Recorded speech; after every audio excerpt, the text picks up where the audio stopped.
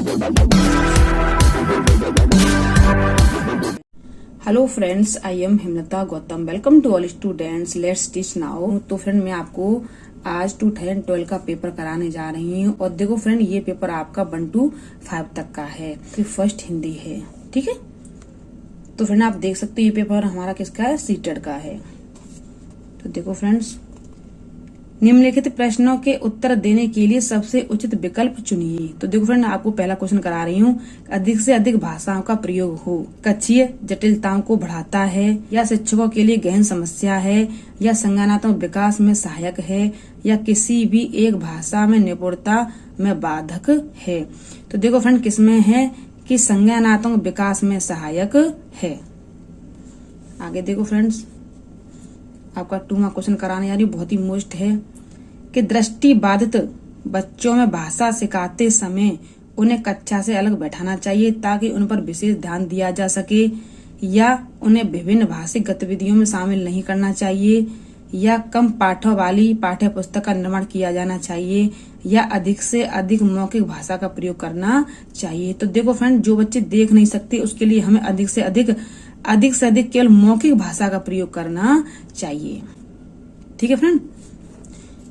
तो देखो फ्रेंड, मैं आपको 3rd क्वेश्चन करा रही हूँ। प्राथमिक स्तर पर, किस पर, प्राथमिक स्तर पर पहली कक्षा का बच्चा है, या प्राथमिक स्तर पर भाषा की पाठ्य पुस्तकों में किस प्रकार की रचनाओं को स्थान दिया जाना चाहिए। बहुत ही मोस्ट और फ्रेंड बहुत ही इम्पोर्टेंट आपका क्वेश्चन है। विदेशी साहित्य की रचनाएं, या ऐसी रचनाएं जो बच्चे के प्रवेश से जुड़ी हों और उनमें भाषा की अलग अलग छटाएं हों, या जो प्रत्यक्ष रूप से मूल्यों पर आधारित हों, या केवल कहानियां और कविताएं। तो देखो फ्रेंड, हमेशा याद रखना कि जब भी हमारा बच्चा पहली कक्षा का होगा, प्राथमिक स्तर का होगा, तो क्या होगा कि भाषा की पाठ्य पुस्तक कैसी होनी चाहिए, उनकी ऐसी रचनाएं जो बच्चे के परिवेश से जुड़ी हों, जो बच्चे के वातावरण से जुड़ी हों, उनमें भाषा की अलग अलग जगहों। तो हमें ऐसी बच्चे के साथ कैसी क्या करना चाहिए फ्रेंड, हमें ऐसी रचनाएं करनी चाहिए, बच्चों के साथ हमें ऐसी बातें करनी चाहिए।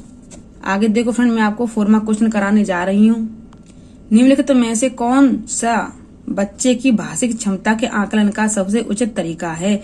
बादल, आसमान, चिड़िया। बच्चे की संज्ञा शब्दों का प्रयोग करते हुए एक कहानी लिखिए, या संज्ञा की परिभाषा को पूरा कीजिए, या संज्ञा को परिभाषित कीजिए, या संज्ञा शब्दों के 2 उदाहरण दीजिए। तो देखो फ्रेंड, आपने देखा होगा कि जब हम बच्चे की भाषिक क्षमता के आकलन करते हैं, जब बच्चे की भाषिक क्षमता का क्या करते हैं फ्रेंड, आकलन करते हैं, असेसमेंट करते हैं, तो फ्रेंड सबसे पहले बच्चों को क्या दिखाते हैं, बादल, आसमान, चिड़िया, ये सारी चीजें हम बच्चों को क्या करते हैं, दिखाते हैं, जिससे कि संज्ञा शब्दों का प्रयोग करते हुए एक कहानी लिखिए। निम्नलिखित में से कौन सा बच्चे की भाषिक क्षमता के आकलन का सबसे उचित तरीका है। तो फ्रेंड, सबसे अच्छा तरीका यही है। आगे देखो फ्रेंड, बच्चे की मौखिक अभिव्यक्ति का विकास करने के लिए सबसे कम प्रभावी तरीका कौन सा है। तो देखो फ्रेंड, कौन सा है, व्याकरण आधारित संरचना अभ्यास, या अपने अनुभवों का वर्णन, या बातचीत करना, संवाद, अदायगी। तो फ्रेंड देखो कौन सा है, बच्चे की जब मौखिक भाषा को व्यक्त करते हैं, ओरल डेवलपमेंट करते हैं, या उसका ओरल जो एटीट्यूड होता है फ्रेंड, तो हम उसके ओरल एटीट्यूड को क्या करते हैं, डेवलपमेंट करते हैं। तो सबसे कम प्रभावी तरीका कौन सा होता है, व्याकरण आधारित संरचना अभ्यास। तो देखो फ्रेंड, व्याकरण पर आधारित संरचना का अभ्यास हमें नहीं करना चाहिए, क्योंकि ये बहुत ही कम तरीका है, बहुत ही छोटा तरीका है, बहुत ही निम्न तरीका है। अपने अनुभवों का वर्णन, बातचीत करना, और संवाद, अदायगी। तो देखो फ्रेंड, ये तो तीनों एकदम सही है, लेकिन क्या सबसे कम तरीका तो सबसे ज्यादा यही है। तो आगे देखो फ्रेंड, मैं आपको 6वां क्वेश्चन कराने जा रही हूँ। तो में से कौन सा द्वितीय भाषा शिक्षण का उद्देश्य नहीं है। किसका, भाषा शिक्षण का, लैंग्वेज टीचिंग का उद्देश्य नहीं है। कौन सा नहीं है, देखो फ्रेंड, विभिन्न क्षेत्रों स्थितियों में हिंदी की विभिन्न प्रयुक्तियों को समझने की योग्यता का विकास करना, या हिंदी के व्याकरणिक नियमों को कंठस्थ करना, या दैनिक जीवन में हिंदी में समझने या बोलने की क्षमता का विकास करना, या बोलने की क्षमता के अनुरूप लिखने की क्षमता का विकास करना। तो देखो फ्रेंड, इसमें दिया गया है कि द्वितीय शिक्षण, कौन सा द्वितीय भाषा शिक्षण का उद्देश्य नहीं। तो फ्रेंड देखो कौन सा नहीं है, हिंदी के व्याकरणिक नियमों को कंठस्थ करना। जरूरी नहीं है फ्रेंड कि हम लैंग्वेज को सीखने के लिए, लैंग्वेज टीचिंग करने के लिए कि हम हिंदी के व्याकरणिक नियमों को क्या करें, कंठस्थ करें। आगे देखो फ्रेंड, मैं आपका 7वां क्वेश्चन कराने जा रही हूँ। भाषा सीखने के लिए कौन सा कारक सर्वाधिक महत्वपूर्ण है? तो देखो फ्रेंड, भाषा के व्याकरणिक नियम या पाठ पर आधारित प्रश्न या भाषा की पाठ्य पुस्तक या समृद्ध भाषिक वातावरण। तो देखो फ्रेंड, क्या है इसमें कि समृद्ध भाषिक वातावरण है। ठीक है। हिंदी भाषा का मूल्यांकन करते समय आप सबसे ज्यादा किससे महत्व देंगे? ये देखो फ्रेंड, बहुत ही अच्छा इंपोर्टेंट क्वेश्चन है कि सीखने की क्षमता का आकलन करेंगे, काव्य सौंदर्य करेंगे, या निबंध लिखने की योग्यता करेंगे, या उसके व्याकरणिक नियम करेंगे। तो देखो फ्रेंड, इसमें दिया गया कि हिंदी भाषा का मूल्यांकन करते समय आप सबसे ज्यादा किसे महत्व देंगे? तो देखो फ्रेंड, सीखने की क्षमता पर हम सबसे ज्यादा महत्व देंगे। ठीक है। न तो फ्रेंड व्याकरण के नियमों को देंगे, न काव्य सौंदर्य बढ़ाएंगे, और न ही हम उसके निबंध लिखने की योग्यता का कुछ आकलन करेंगे। तो इसमें तो ऐसा कुछ नहीं दिया गया है फ्रेंड। केवल इसमें ये पूछा गया है कि हिंदी भाषा का मूल्यांकन। तो फ्रेंड, हिंदी भाषा का मूल्यांकन किस पर होता है? सीखने की क्षमता पर होता है।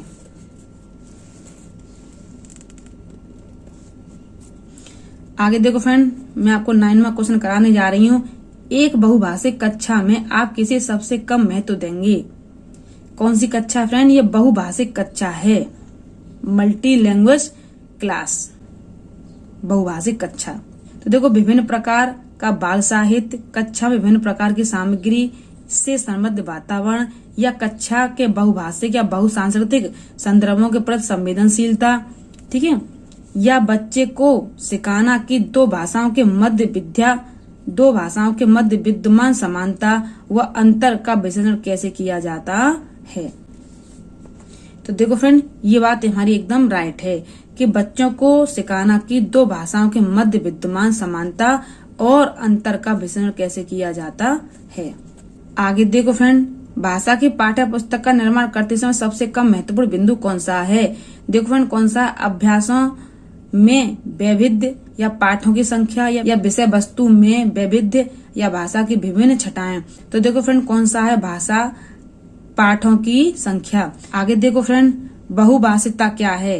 भाषीय समृद्धि को खतरे में डालती है, भाषा सीखने में बाधा उत्पन्न करती है, या भाषा सीखने में एक महत्वपूर्ण संसाधन है, या भाषा सिखाने में बहुत बड़ी बाधा है। तो देखो फ्रेंड, ऐसा तो कुछ है नहीं है कि भाषा सीखने में सबसे एक महत्वपूर्ण क्या है फ्रेंड? ये संसाधन है। आगे देखो फ्रेंड, मैं आपका 12वां क्वेश्चन कराने जा रही हूँ। भाषा क्या है? भाषा विद्यालय में ही सीखी जाती है? ऐसा तो कुछ भी नहीं है। भाषा एक नियमबद्ध व्यवस्था है। हाँ फ्रेंड, बिल्कुल राइट है कि भाषा एक नियमबद्ध व्यवस्था है ना। आगे देखो फ्रेंड, सदैव व्याकरण के नियमों का ही अनुमान करती है ना। आगे देखो फ्रेंड, नियमों की जानकारी से ही निखरती है। तो देखो फ्रेंड, क्या है सबसे ज्यादा मेन कि भाषा हमारी क्या फ्रेंड? देखो, भाषा हमारी एक नियमबद्ध व्यवस्था है। भाषा को कैसे सीखा जाता है फ्रेंड? बिल्कुल नियम से सीखा जाता है। जैसे कि कोई पापा बोला उस तरीके से, कोई मम्मी बोली उस तरीके से। तो फ्रेंड, किस तरीके से भाषा को सीखा जाता है? केवल फ्रेंड जब क्या होता है, देखो फैमिली हमेशा एक ही तरह की भाषा बोलनी चाहिए, वो भी फ्रेंड बहुत ही अच्छे प्यार से बोलना चाहिए। तो बच्चा उसी का क्या करता है फ्रेंड? अनुकरण करता है।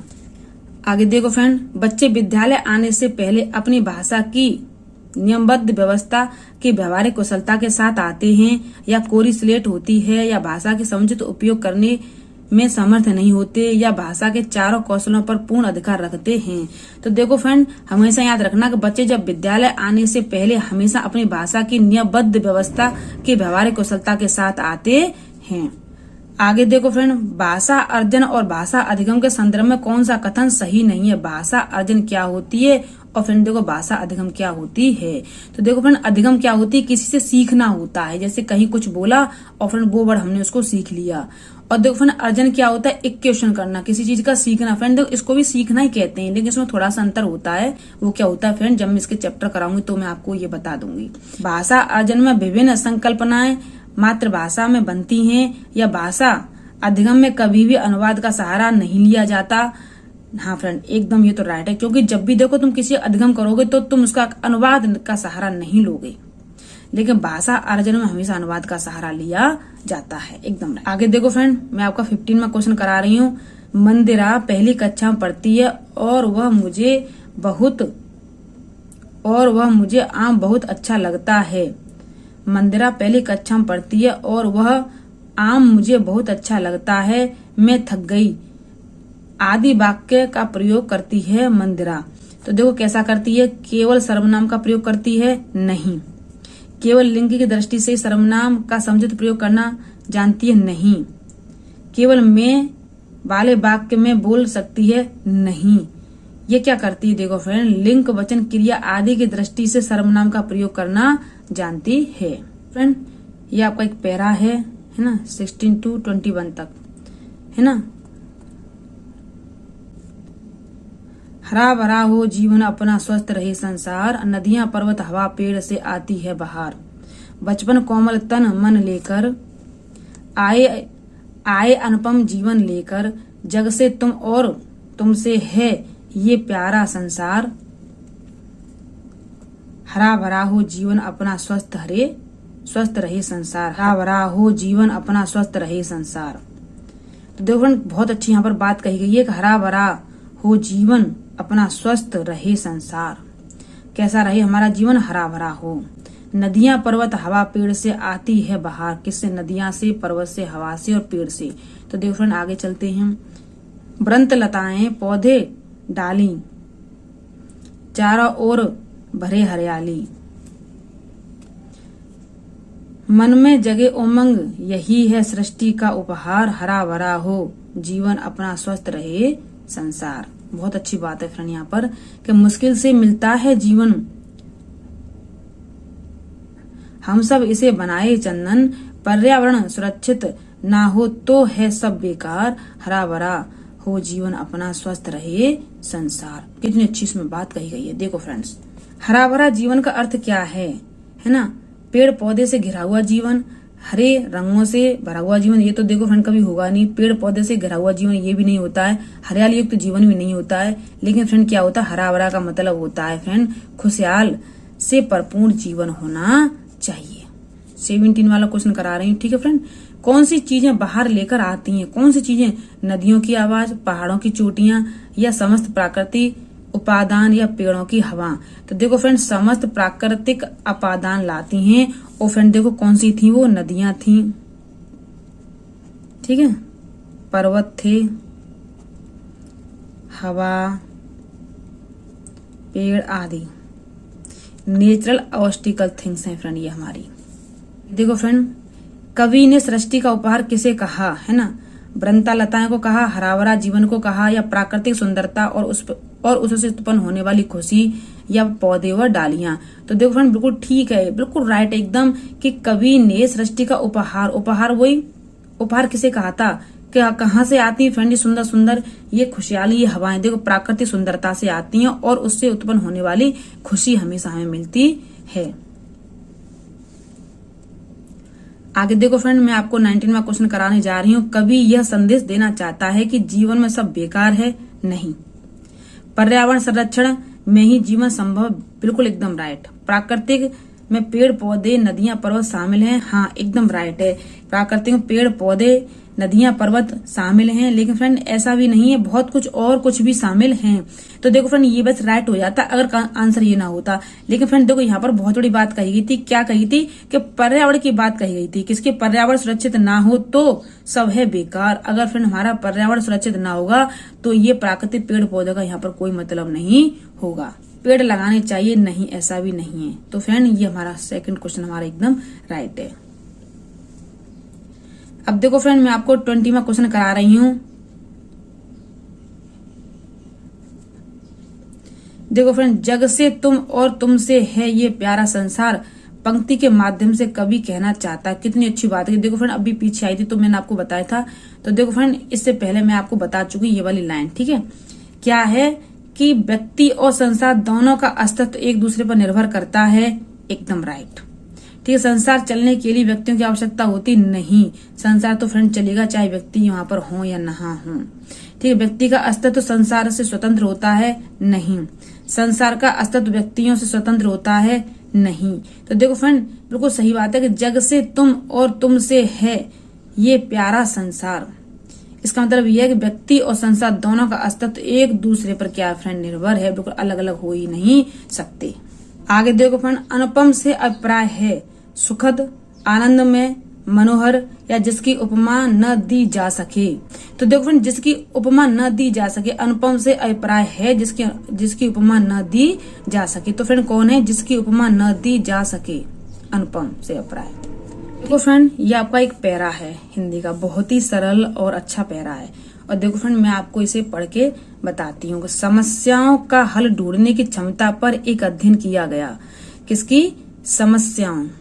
समस्याओं का हल ढूंढने के लिए क्षमता पर एक अध्ययन किया गया। किस पर किया गया फ्रेंड? क्षमता पर अध्ययन किया गया। इसमें भारत में 3 तरह के बच्चों के बीच तुलना की गई। एक तरफ के बच्चे जो दुकानदारी करते थे पर स्कूल नहीं जाते थे, ऐसे बच्चे जो दुकान संभालते थे और स्कूल भी जाते थे। और तीसरा समूह उन बच्चों का था जो स्कूल भी जाते थे पर दुकान पर कोई मदद नहीं करते। तो उससे गणना के और इबारत सवाल पूछे गए। दोनों ही तरह के सवालों में उन स्कूली बच्चों ने जो दुकानदार नहीं हैं, मौखिक गणना और मन गणित का प्रयोग बहुत कम किया। वनिस्तवत है ना, उसने जो दुकानदार थे, स्कूली बच्चे ने ऐसी गलतियां भी की जिसका उच्चारण नहीं समझ सका, जिससे यह साबित होता है कि दुकानदारी से जुड़े हुए बच्चे हिसाब लगाने में गलती नहीं कर सकते, क्योंकि उनका सीधा असर उनके काम पर पड़ता है। जबकि स्कूलों के बच्चे वही हिसाब लगाने में अक्सर भयंकर गलतियां करते हैं। इससे स्पष्ट होता है कि जिन बच्चों को रार की जिंदगी में इस तरह के सवालों से जूझना पड़ता है, ये जरूरी गणितीय क्षमता हासिल कर लेते हैं। साथ ही इस बात पर गौर करना महत्वपूर्ण है कि इस तरह की दक्षताएं एक स्तर तक और एक कार्य क्षेत्र तक सीमित होकर रह जाती हैं। इसलिए वे सामाजिक सांस्कृतिक परिवेश जो कि ज्ञान को बनाने और बढ़ाने में मदद करते हैं, वही उस ज्ञान को संकुचित और सीमित भी कर सकते हैं। समस्याओं का हल खोजने पर आधारित अध्ययन किस विषय से जुड़ा हुआ था? तो किस पर था? सामाजिक विज्ञान पर, गणित पर, भाषा पर या दुकानदारी पर? तो किस पर था फ्रेंड? गणित पर था। आगे देखो फ्रेंड, 23वां क्वेश्चन है आपका।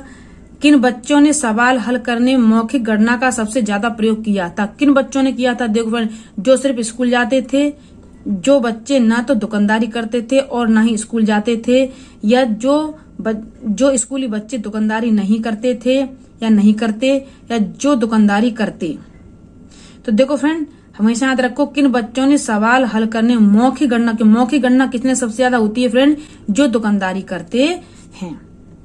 आगे देखो फ्रेंड, मैं आपको 24वां आंसर करा रही हूँ। अनुच्छेद के आधार पर कहा जाता है कि बच्चे रोजमर्रा के जीवन में काम करने वाली दक्षताओं में स्वयं ही हासिल कर लेते हैं, या सिर्फ दुकानदार बच्चे गणित सीख सकते हैं, या बच्चों को गणित सीखना चाहिए, या बच्चों को गणित सीखने के लिए दुकानदारी करनी चाहिए। तो फ्रेंड ऐसा तो है नहीं गणित सीखो तो दुकानदारी करो, ठीक है। बच्चों को गणित सीखना चाहिए फ्रेंड, ऐसा भी नहीं है कि बच्चे गणित सीखें तब इन पर गणित आता हो, ऐसा भी नहीं फ्रेंड। ये मौखिक भी होता है, ठीक है। सिर्फ दुकानदार बच्चों की ही गणित सीख सकते हैं फ्रेंड, ऐसा भी नहीं कि बच्चे जो सिर्फ दुकानदार हों, ऐसा भी नहीं कि सिर्फ दुकानदार बच्चे ही गणित सीख सकते हैं फ्रेंड, ऐसा भी नहीं है।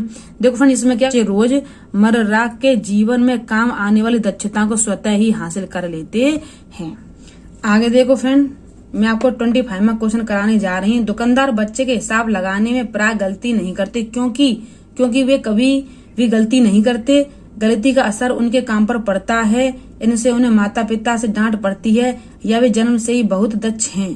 फ्रेंड ऐसा तो नहीं है कि गलती का असर उनके काम पर पड़ता है, ये फ्रेंड एकदम राइट है, ठीक है।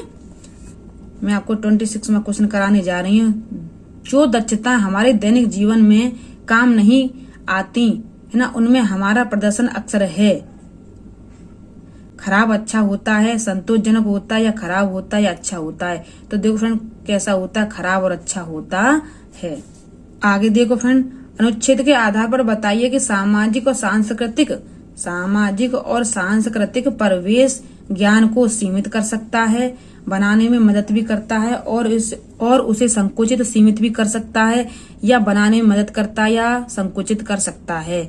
तो देखो फ्रेंड क्या करता है कि हमारा जो सामाजिक और सांस्कृतिक जीवन होता है, परिवेश होता है, मतलब उसका वातावरण होता है, सामाजिक वातावरण और फ्रेंड कौन सा सांस्कृतिक वातावरण, तो कैसा होता है बनाने में भी मदद करता है और उससे संकुचित सीमित भी कर सकता है। आगे देखो फ्रेंड मैं आपको 28वां क्वेश्चन करा रही हूँ। एक प्रत्येक उदाहरण है। सांस्कृतिक चूंकि सीमित या संकुचित नहीं होगा। देखो फ्रेंड क्या होगा, सांस्कृतिक ठीक है। गणित का अर्थ है ना कठिन गणित, है ना मन गणित गणित, या मन पसंद गणित, या मन हिसाब लगाना। तो देखो फ्रेंड मन गणित का मतलब होता है किसी चीज का मन में क्या लगाते हैं, हम हिसाब लगाते हैं। आगे देखो फ्रेंड संयुक्त क्रिया का उदाहरण है ना दुकान संभालते हैं, हिसाब लगाते हैं, स्कूल जाते हैं, या अध्ययन किया गया। क्या कि अध्ययन किया गया। आगे देखिए अध्ययन किया गया वाक्य में संयुक्त क्रिया का प्रयोग किया गया। इसमें क्रिया और गया दो क्रियाओं का इसमें क्या किया गया फ्रेंड, प्रयोग किया गया है। तो देखो फ्रेंड्स जिस तरीके से मैंने आपको ये पेपर अंडरस्टैंड किया है तो फ्रेंड आप सबकी समझ में आ गया होगा।